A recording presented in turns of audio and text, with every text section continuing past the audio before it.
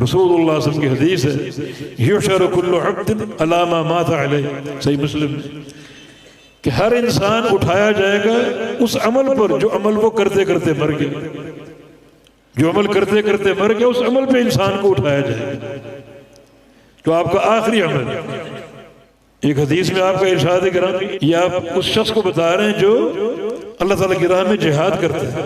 इन कुतिलता साबिर मुहतसिब, ये हदीस के अल्फाज, इन कुतिलता साबिर मुहतसिब तुहशर साबिर मुहतसिब, अगर तुम शहीद हुए अपनी जान कुर्बान की सब्र करते हुए और अल्लाह से अजर की ख्वाहिश में, तो क़यामत के दिन तुम सब्र के साथ और मुहतसिब अल्लाह से अजर लेते हुए उठोगे। ये मौत इसी तरह उठोगे जिस तरह दुनिया से गए। जैसे कि एक और हदीस फरमाया कि याति शहीद यौमल क़ियामा व उदाजहु तशरबु दम अल्लौनु लौनु दम व रिहु रिहुल मिस्क, कि शहीद क़यामत के दिन आएगा, उसकी शहर कटी होगी और खून बह रहा होगा, रंग तो खून का होगा मगर खुशबू जन्नत की कस्तूरी की होगी। तो जिस अमल पर मरोगे उस अमल पर उठोगे।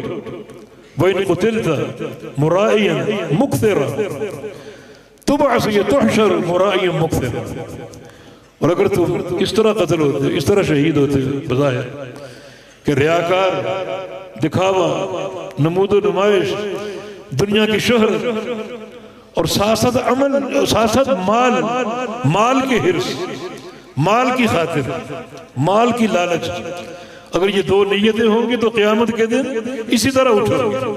दुनिया देखेगी इसने जान तो कुर्बान की मगर रियाकार था, जान तो कुर्बान की मगर ये माल का हरीस था और हर वक्त माल की तलब और माल की हिर्स इसकी बरकरार रहती।